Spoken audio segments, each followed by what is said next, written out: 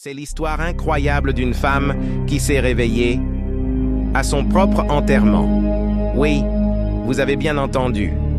Elle avait été déclarée morte, placée dans un cercueil, veillée par sa propre famille, entourée de fleurs, de larmes et de prières, jusqu'à ce que, soudain, elle se réveille. Et le plus impressionnant, personne n'avait la moindre idée de ce qui lui arrivait réellement. Mais avant de vous raconter comment tout cela est arrivé, laissez-moi vous prévenir, ce n'est que le début. L'histoire commence par un matin ordinaire dans une petite ville de l'intérieur. Une femme nommée Rosangela, âgée de 49 ans, se réveille en se sentant étrange. Étourdissement, fatigue extrême et une sensation inexplicable que quelque chose ne va pas. Son mari, inquiet, l'emmène immédiatement à l'hôpital.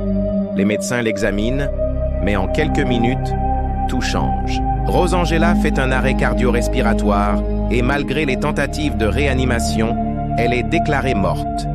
La famille est informée, le corps est remis pour les funérailles et les préparatifs de la veillée commencent le jour même. Tout se passe beaucoup trop vite.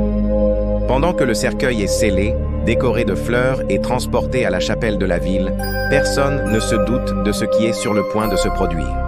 Les amis et la famille commencent à arriver, en pleurs, se rappelant la femme joyeuse et charismatique qu'elle a toujours été. Une atmosphère lourde envahit l'endroit, rythmée par les murmures et les lamentations. Mais ce que personne ne sait, c'est que le cœur de Rosangela n'a en réalité jamais cessé de battre. En vérité, elle souffrait d'une affection extrêmement rare, la catalepsie.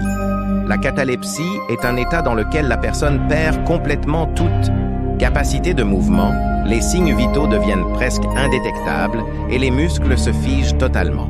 En d'autres termes, c'est comme si le corps s'éteignait alors que le cerveau continue de fonctionner. Les personnes atteintes peuvent sembler mortes, sans pouls, sans respiration perceptible, mais elles sont vivantes. Et dans le cas de Rosangela, personne à l'hôpital n'a envisagé cette possibilité. Même la famille ignorait qu'elle avait déjà présenté des signes suspects de cette condition. Sans examen approfondi, elle a simplement été déclarée morte. Pendant la veillée, les minutes s'écoulent lentement. Et puis, un phénomène étrange commence à se produire. Les personnes proches du cercueil remarquent un léger frémissement au niveau de la poitrine de la femme. Au début, elles pensent que c'est leur imagination, due à l'émotion et au chagrin. Mais les tremblements s'accentuent. Un petit mouvement des doigts, un souffle faible. Puis, les yeux de Rosangela s'ouvrent. D'abord, personne ne réagit.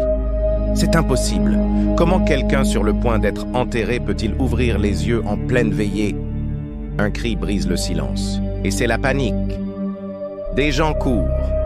Certains s'évanouissent. D'autres se mettent à prier à haute voix, croyant assister à un miracle. Un mélange de panique et de soulagement envahit la pièce. Son mari, tenant encore un chapelet dans les mains, est le premier à s'approcher. Rosangela essaie de parler, mais sa voix est presque imperceptible. Encore faible, les yeux écarquillés, elle comprend à peine où elle est.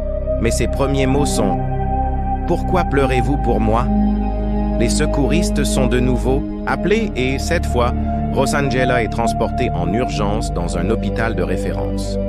Là, après des examens détaillés, la catalepsie est confirmée.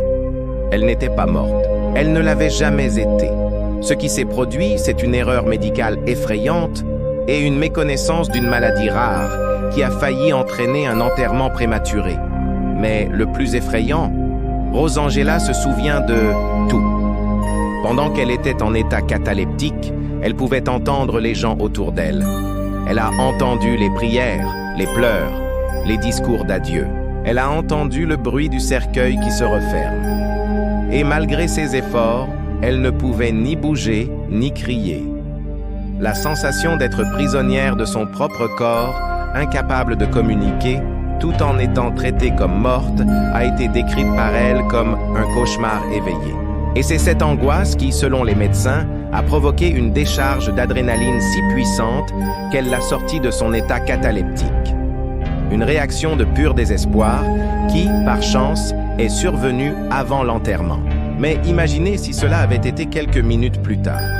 L'histoire aurait eu une fin complètement différente. À partir de là, l'histoire de Rosangela se répand dans toute la ville. Les journaux commencent à couvrir l'affaire, des spécialistes sont interviewés et le débat sur les protocoles médicaux pour déclarer un décès revient sur le devant de la scène. La grande question qui reste est combien de personnes ont pu être enterrées vivantes à cause d'un tel diagnostic erroné? La peur s'installe et Rosangela est surnommée la femme revenue d'outre-tombe. Mais voici où les choses prennent un autre tournant. Car, incroyable mais vrai, certaines personnes commencent à accuser Rosangela d'avoir tout inventé. Elles affirment qu'elle a simulé, que c'est impossible, que c'est une farce pour attirer l'attention. Même certains membres de la communauté propagent des théories. Elle veut la célébrité, disent-ils. Mais la vérité, c'est que Rosangela a subi des examens, obtenu des rapports signés par des médecins et que tout a été documenté. Malgré cela, le jugement public est impitoyable. Elle décide alors de tout raconter, en détail, lors d'une interview diffusée en direct pour toute la région. D'une voix assurée, elle décrit chaque moment, chaque sensation, chaque pensée. Et à la fin, elle déclare « Si je ne m'étais pas réveillée à ce moment-là, aujourd'hui je serais sous terre. Vous vous rappelleriez de moi et moi je serais consciente, mourant, étouffée. » Un silence immédiat envahit la salle. Et c'est à ce moment-là que beaucoup comprennent.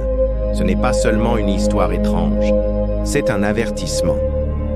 Suite à l'affaire Rosangela, plusieurs villes commencent à revoir leur protocole de constatation du décès.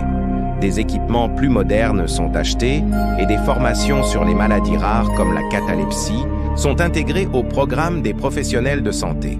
L'impact est réel. Mais plus encore, son histoire commence à inspirer des personnes atteintes de maladies rares à témoigner de leur vécu. Son courage déclenche une discussion longtemps ignorée. Et voici un détail que presque personne ne connaît. Quelques jours plus tard, Rosangela reçoit une lettre anonyme. Dans cette lettre, une personne raconte avoir vécu quelque chose de similaire, mais sans la même chance. Le frère de cette personne avait été déclaré mort et enterré. Mais après exhumation, des années plus tard, des marques à l'intérieur du cercueil révélaient qu'il s'était probablement réveillé déjà enterré.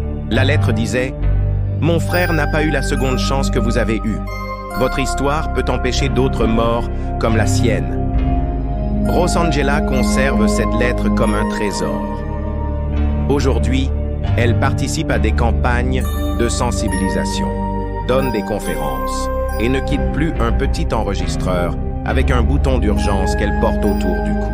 Elle dit que si un jour elle fait une autre crise, quelqu'un pourra l'entendre. Et même si cela semble exagéré, c'est une sécurité qu'elle ne veut plus jamais perdre. Elle s'est réveillée à son propre enterrement. Et cela a changé sa vie à jamais. Si vous avez trouvé cela incroyable, attendez de voir ce qui est arrivé à l'homme qui a survécu 23 jours perdus dans le désert, buvant sa propre urine pour ne pas mourir de soif.